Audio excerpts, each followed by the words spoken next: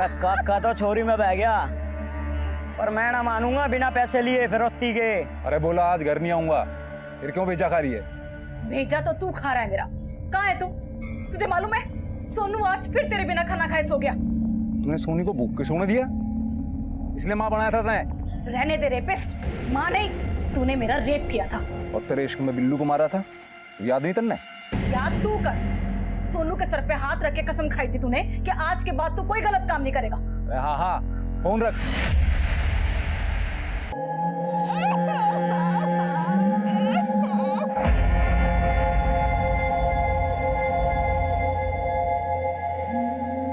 अरे सुनो, इन सबका होली तो छोरियां छोड़ दो। बावला हो गया क्या? पहले कहा छोरी उठाओ, फिर कहा छोरी गलत, अब कह रहा छोरी को जाने दो। छोरी गलत है, जो हेल्पर सही कह रहा था।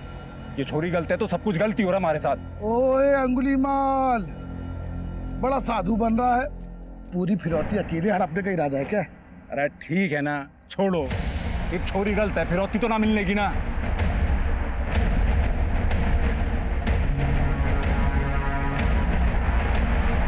रे छोरी भागी, रे लखी, रे लखे, राम खोरो। मैडम जी, आप यहाँ चुप जाओ, मैं उनको ध्यान रखा क्या।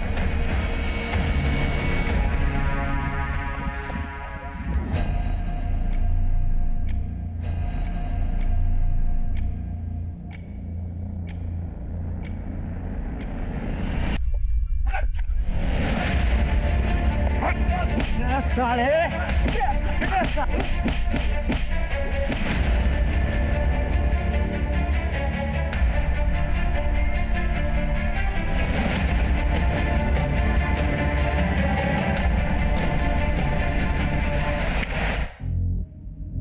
कपड़े तो वही हैं सर जो राधिका ने किडनैपिंग के वक्त पहने थे। शायद किडनैपर्स ने राधिका को भेजा एटीएम से पैसा निकालने के लिए। तुमने बताया कि एटीएम के बाहर गार्ड भी था, उसने राधिका को नहीं देखा और किडनैपर को आइडेंटिफाई नहीं किया? नहीं सर, लेकिन उसका विश्वास नहीं किया जा सकता क्योंकि मैं जब उसके पास गया तो वो सो रहा था और एटीएम के बाहर का सीसीटीवी काम नहीं कर रहा था। एक काम करता हूँ सर, सुबह मुंडका एटीएम के आसपास का सीसीटीवी खंगालता हूँ। किडनैपर्स की गाड़ी कहीं ना कहीं तो कैप्चर हुई होगी। लेकिन रमन, सिर्फ कपड़ों से ही कंफर्म करना मुश्किल है कि लड़की राधिका ही है। मैं खबरियों को अपडेट करता हूँ सर। अगर गैंग में कोई लड़की है तो उनको आइडिया होगा इस गैंग का। रमन, काम तो ये किसी गैंग का ही है, लेकिन ये गैंग किसी दूसरे के इशारे पर काम कर रहा है। वरना तुम खुद सोचो, कोई भी किडनैपर सिर्फ 40,000 रुपए के लिए एटीएम के सीसीटीवी में कैप्चर होने का रिस्क क्यों लेगा? जरूर ये कोई बड़ा गेम है।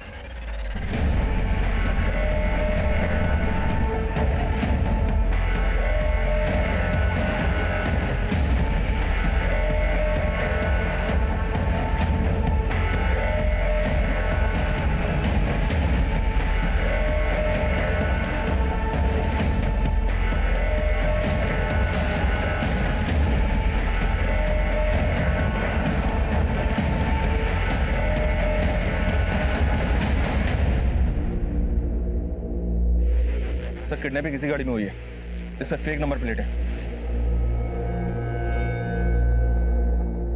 इस गाड़ी को पर्पसली यहाँ डंप किया गया और जिस दूसरी गाड़ी से वो भागे होंगे, हो सकता है उस आदमी की हो। उसे ये मारकर यहाँ फेंक गए और उसकी गाड़ी लेकर भाग गए। लेकिन सर ऐसा भी तो हो सकता है कि इस आदमी का किडनैपर्स के साथ कोई कनेक्शन हो। इस गाड़ी की चैसी से पता लगाओ कि गाड़ी किसके नाम पर रजिस्टर्ड है। मैं निमेश से मिलता हूँ। हो सकता है उस आदमी का निमेश या उसकी वाइफ राधिका से कोई कनेक्शन हो। पापा मैं जा रही हूँ। सोन बेटा, जी पापा। सुबह सुबह कहाँ जा रही है? फ्रेंड से मिलने जा रही हूँ मैं। सुमन बेटा, देखो बेटा, बोलना अच्छा तो नहीं लग रहा है लेकिन मुझे पता है पापा, मम्मी की एफडी तुड़वानी है। हाँ बेटा, तुम्हारी मम्मी ने तुम्हारा फ्यूचर सोच के तुम्हें इसमें नॉमिनी रखा था, लेकिन बेटा भगवान ने अब ऐसी हालत कर दी है कि। आप टेंशन मत लो पापा, मैं लंच से पहले आ जाऊंगी, फिर चले जाएंगे बैंक। ठीक है बेटा, जा। ओके बाय पापा। बाय।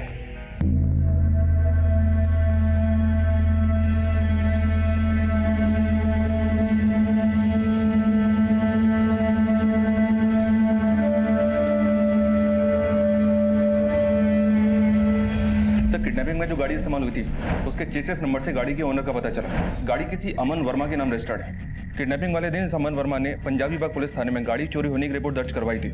हमने अमन को उस आदमी की तस्वीर दिखाई जिसकी हमें लाश मिली थी, पर अमन का कहना है कि वो उस आदमी को नहीं जानता। जिस एरिया से सामान की गाड़ी चोरी हुई वहाँ कोई सीसीटीवी? सर, पंजाबी बाग पुलिस ऑलरेडी छानबीन कर चुकी है। जहाँ उसने गाड़ी खड़ी की थी वहाँ कोई सीसीटीवी नहीं था, पर जब वहाँ लोगों से पूछताछ की तो पता चला कि 2 लड़कों को वहाँ से गाड़ी ले जाते हुए देखा गया था। लेकिन तब किसी को उन पर शक नहीं हुआ कि वो लड़के दरअसल गाड़ी चुरा कर लेकर जाने, इसलिए किसी को उनका चेहरा भी याद नहीं है। सर, नांगलो इरनोला हाईवे के पास एक लड़की की लाश मिली है।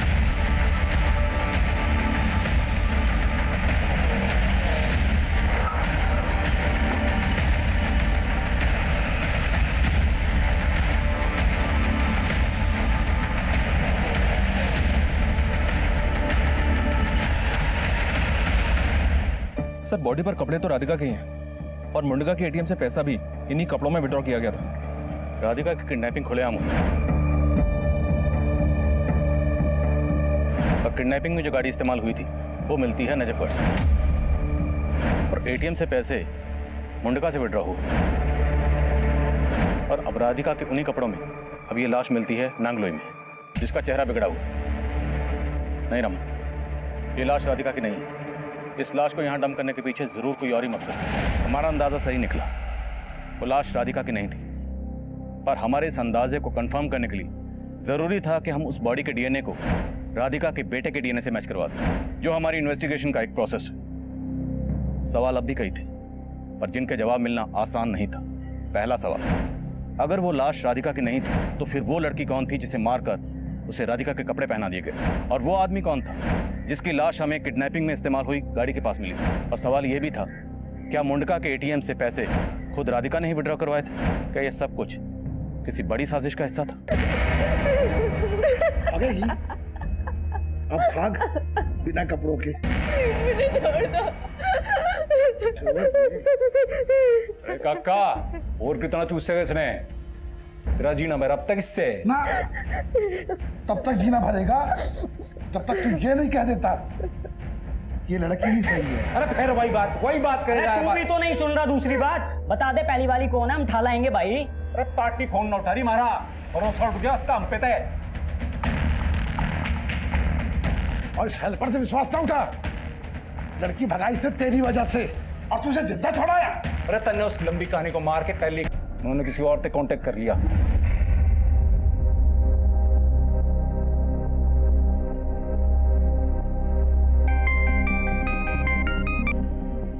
हेलो, पैसों का इंतजाम हो गया?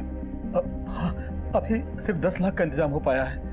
प्लीज मान जाओ, देखो इससे ज्यादा करने की हालत में नहीं हूं मैं। 2 करोड़ की तेरी कोठी है और अपनी बेटी के लिए सिर्फ 10 लाख देगा? अरे लेकिन कोठी तो गिरवी पड़ी हुई है। बस अगर 2 दिन में पैसे नहीं मिले ना तो तेरी इज्जत गिरवी हो जाएगी। पहले बेटी का रेप वीडियो इंटरनेट पे मिलेगा और फिर उसकी लाश। Sir, DNA report. आपका अंदाजा बिल्कुल सही था। नागलोई हाईवे पे हमें जिस लड़की की लाश मिली थी उसका डीएनए राधिका के बेटे से मैच नहीं करता। वो लड़की राधिका नहीं थी। मतलब हमें ये तो पता करना ही है कि राधिका कहाँ है, लेकिन अब उसके साथ साथ ये भी पता करना होगा कि जिस लड़की की लाश हमें मिली वो लड़की कौन थी। लाश पर राधिका के कपड़े थे और किडनैपिंग की रात एटीएम से जिसने पैसे निकाले थे उसके राधिका होने पे हमें पहले से ही शक था। सर, कहीं एटीएम में कैप्चर हुई लड़की वही तो नहीं? नंबर है और मेरा इससे कोई लेना देना नहीं। लेना देना कैसे नहीं है? तेरी कुंडली निकाली है हमने।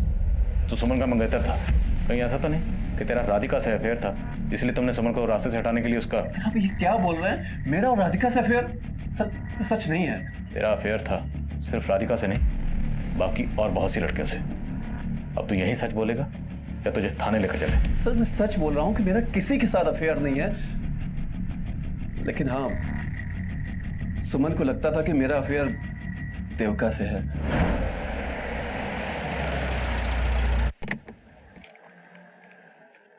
भाई, कौन है ये? अब सुमन मेरी कलीग है, उसको भी इधर ही आना था इसलिए मैंने उसे छोड़ दिया। तुमको इसके साथ पहले भी मैंने देखा है। सच सच बताओ, क्या चल रहा है तुम्हारा इसके साथ? सुमन, तुम्हें गलत फहमी हो रही। अगर ऐसा कुछ होता तो मैं तुम्हारे साथ सगाई करता। सुमन बहुत ही शक्की है, लेकिन सर वो अचानक गायब हो गई। लेकिन मैं सच बोल रहा हूँ कि सर उसके फादर ने ही बताया था कि मसूरी गई हुई है। रमन, सर जिस नंबर से सुमन के फादर को वीडियो भेजा गया था वो नंबर अभी बंद है और वो नंबर एक फेक आईडी से लिया गया था। घर में कैसे भरा बैग था और सुमन की किडनैपिंग के 2 दिन बाद सुमन के रेप का वीडियो उसके फादर को भेजा जाता है। ये सब कुछ सुमन के अबडक्शन का हिंट दे रहा है। पूरे चांसेस हैं कि जिस नंबर से वीडियो भेजा गया है उसी नंबर से कोई सुमन के फादर विजेंद्र गिरी को धमका रहा होगा। उनके पड़ोसी से कुछ पता चला? हाँ सर, विजेंद्र के घर में एक मेड काम करती है। दोपहर को उसको विजेंद्र के घर से जाते हुए देखा गया था।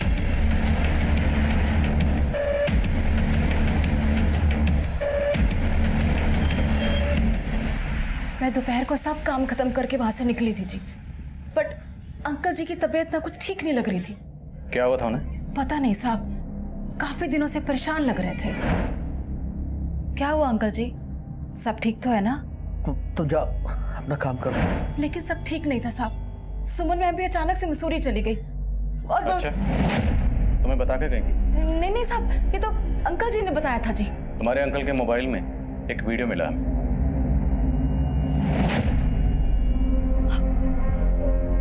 ये मसूरी की कहानी सुनाने के लिए रितेश ने कहा तुम्हें? नहीं साहब, ये तो अंकल काफी दिनों से परेशान लग रहे थे। बस फोन पे किसी ना किसी से पैसे का इंतजाम करने की बात करते थे कि वीडियो के बारे में कुछ नहीं बताया साहब।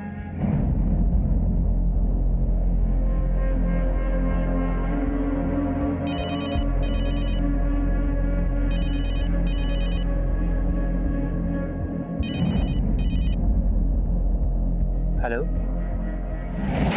सर, जिस नंबर से सुमन के फादर को सुमन के रेप का वीडियो भेजा गया था उस नंबर से सुमन को भी कई कॉल्स हुए हैं और किडनैपिंग के वक्त सुमन का फोन रितेश के ऑफिस एरिया में भी एक्टिव था। रितेश ने कहा था कि सुमन शक करती थी कि उसका अफेयर है देविका के साथ, लेकिन किडनैप हो गई राधिका। कहीं ऐसा तो नहीं टारगेट देविका थी और किडनैप हो गई राधिका? सर, विजेंद्र की मेड उर्मी एकनाथ की बीवी है। सर, मैंने पता किया है कि ये हरियाणा का हिस्ट्री शीटर है। 17 साल की उम्र में इसने बिल्लू नाम के एक लड़के का मर्डर किया था। सर, फिर बाल सुधार गृह से बाहर आने के बाद ये चोरी और लूट के केस में भी अंदर जा चुका है। अनिमेश बोलो। इंस्पेक्टर साहब, मेरे पास अभी एक रैंसम कॉल आया। किडनैपर्स ने 50 लाख की फिरौती मांगी है। कहा कि अगर तुमने पैसे नहीं पहुंचाए तो वो राधिका को मार देंगे। जिस नंबर से फोन आया था वो नंबर बताओ तुरंत। जी सर। शरण, पता करो ये नंबर किसका है और कहाँ एक्टिव है, तुरंत। सर मेरे पास सर 10-11 लाख से ज्यादा नहीं है सर। कुछ भी करके राधिका को बचा लीजिए सर। निमेश, घबराओ मत। किडनैपर्स जो कहें फिलहाल मानते रहो, हम देखते हैं उनसे कैसे निपटना है। जो 50 लाख तू मांग रहा था ना, अब वो हम लेंगे और तुझे मिलेगी मौत। अरे तुम सब मरोगे। मैं राधिका की फिरौती न मांग रहा था, किसी दूसरी छोरी की फिरौती मांग रहा था। कौन हो तुम? हेलो। अलादीन, और तू मेरा जिन। मैंने चिराग घिस दिया, 50 लाख रुपए लाके दे, वरना इस बार रेप नहीं मर्डर होगा सुमन का। एकनाथ को बचाने की कोशिश कर रही हो? नहीं साहब, मैं एकनाथ को बचाने की कोशिश नहीं कर रही। सर, जिस नंबर से राधिका के पति को फिरौती के लिए कॉल किया गया था वो नंबर हरियाणा पटौदी में एक्टिव है। सब पटौदी में तो एकनाथ के बाप का भी घर है।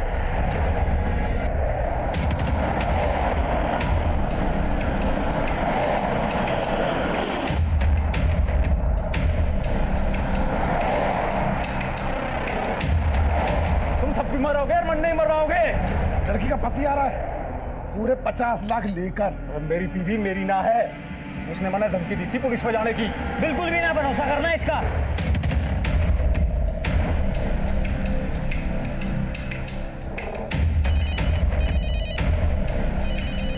लड़की के पति का फोन आ रहा है। अरे मौत की घंटी है यो, उठाइयो मत नहीं तो पछताओगे। सर, वो लोग फोन नहीं उठा रहे। सर, किडनैपर्स फोन नहीं उठा रहे। चलो।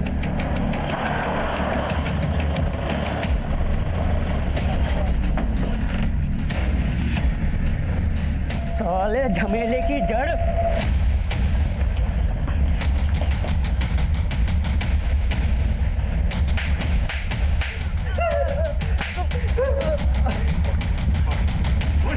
सुमन मैडम ने बोला था। क्या कहा था? वो एक लड़की को उठवा के उसे मरवाना चाहती थी, उसके कहने पे किया हमने यो कांड। सिर्फ मारना नहीं, तड़पा तड़पा के मारना उसे। मेरे रितेश को छीनने की कोशिश की है उसने। 10 मिनट में पहुंच रहे हैं ऑफिस के बाहर। आप जिस छुरी पे इशारा कर दोगे उसने उठा लेंगे। जिसने ग्रीन कलर का ड्रेस पहना है वही है लड़की। मैंने क्रीम ड्रेस वाली सुन ली, इस खातर जो है वो राधिका को उठा लिया गलती से। वो बोली कि गलत लड़की किडनैप की है, इसका कोई पैसा वैसा ना मिलेगा, सही लड़की उठाओ तो पैसा मिलेगा। एक के बाद एक किडनैपिंग तो इम्पॉसिबल थी। आप लोग भी चौकन्ने हो गए थे, इसलिए सुमन से पैसा निकलवाने के लिए मैंने उसे मिलने के लिए बुलाया। मैडम थोड़ा टाइम और दे दो, जिसे बोलोगे उसे उठा लेंगे, बस अभी पैसा दे दो। जब काम हो जाए तब बात करना। मैंने सोच रखा था अगर उसने पैसा ना दिया तो उसके बाप पे वसूलूंगा। मैंने उसका वीडियो बनाया और मार दिया। फिर मैंने राधिका के कपड़े सुमन की लाश को पहनाए और उसका चेहरा बिगाड़ कर फेंक दिया। और सुमन के बाप को, उसको भी तुमने तो बस उससे फिरौती मांग रहा था ताकि उसको लगे कि सुमन जिंदा है और आपको लगे कि राधिका मर गई। आज तो फिर भी गए तुम लोगों तक। वज्रिम कितनी भी टेढ़ी चाल क्यों ना चले, लेकिन उसे सीधा करना हमें आता है। हमारे आसपास होने वाले अपराधों का भले ही हमसे सीधे तौर पर कोई ताल्लुक ना हो, पर किसी भी तरह की आपराधिक मानसिकता पूरे समाज के लिए खतरा होती है। हमारे आसपास जब भी कुछ गलत घटता है वो अपनी दस्तक जरूर देता है। बचेगी याद रखने को।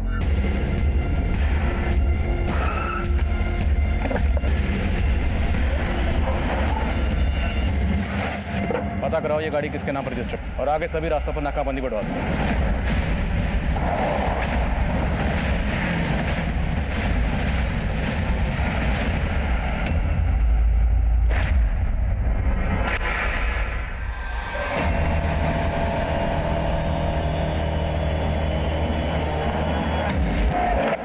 क्यों रे हेल्पर, वाली ठीक रहेगी?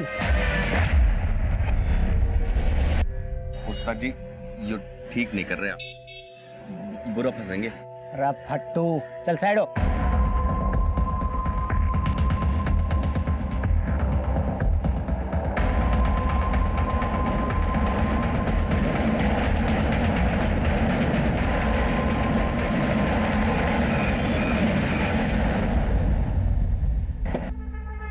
चल बैठ। उस्ताद जी मैं गलत काम नहीं कर सकता। उस्ताद जी और तू क्या है मेरा हेल्पर, और जो उस्ताद जी बोलेगा वही तू करेगा। चल बैठ जा जल्दी।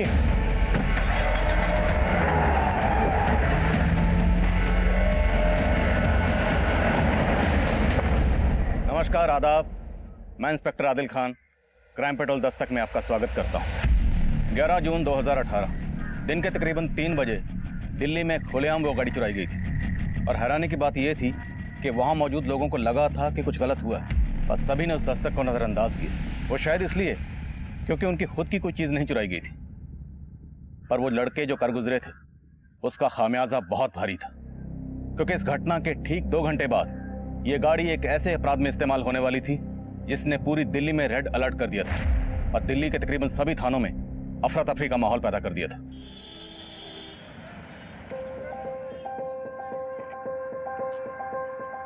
भाई मैं तो छिक लिया, तुम लोगों ने और खाना तो खा लो। नहीं नहीं पापा, मुझे पोनी चाहिए। क्या पोनी? टट्टू मांग रही है, कितनी जिद कर रहे हैं, दिला दीजिए ना इसको। हाँ हाँ सोनू भाई, बेटा तू शेर का है, शौक तुझे टट्टू का है, नॉट मैचिंग। भाई कितने बताइए, ले काट ले। अरे बस क्या साहब, गोलगप्पे बेच रहा हूँ, सोना थोड़ी बेच रहा हूँ। अरे जेंटलमैन, आजकल लोग सोना कैश खरीदते हैं और चड्डी बनियान काटते हैं। ये लीजिए भैया, इसके मुंह मत लगिए, ये तो कपड़े समेत बेच के खा जाएगा। चल। तन्ने गोलगप्पे वाले के सामने मारी इंसल्ट क्यों की? चाहती क्या है तू? तेरे से छुटकारा, जेब में तेरे ठेला नहीं और बाजार में तू घुमाने के लिए लेके आया है। जीरो बैलेंस वाले कार्ड को दुनिया को दिखाता फिरता है। तेरे साथ तो आना ही नहीं चाहिए था। किस भूतनी वाले ने बोला मेरे खाते में जीरो है? हैं? इतने पैसे है ना कि खरीदारी करते करते छिक जाओगी।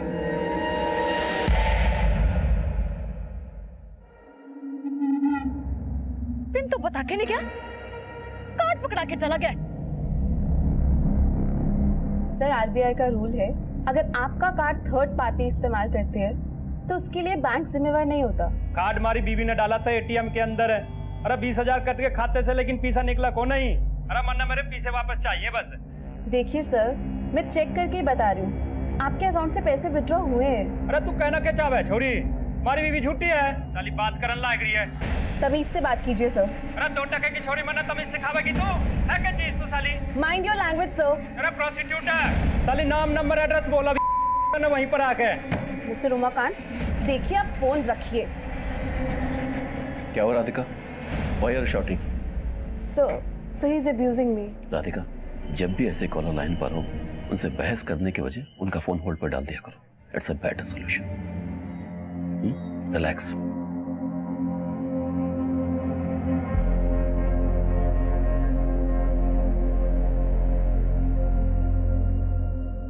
टेंशन ना लो आप, ऐसा सबक सिखाएंगे छुरी ने कि जिंदगी न बचेगी याद रखने को। 10 मिनट में पहुंच रहे हैं ऑफिस के बाहर, आप जिस छुरी पे इशारा कर दोगे उसने उठा लेंगे। टेक इट इजी राधिका, मुझसे तो रोज एक ना एक कॉलर ऐसा टकराता ही है। हाँ राधिका, बेवकूफ़ों की कमी नहीं है इस दुनिया में। बेवकूफ क्रिमिनल था वो, मुझसे तो ऐसे चिल्ला के रह गया, पर पता नहीं अपनी बीवी के साथ क्या क्या करता होगा।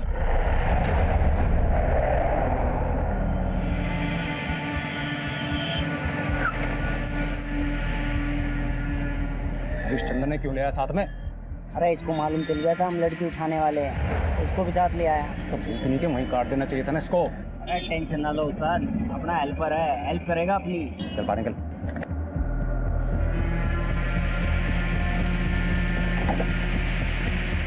अरे क्या जरूरत थी हमारी बात सुनने की? शिवम बेटा, आपकी मम्मा बस अभी ऑफिस से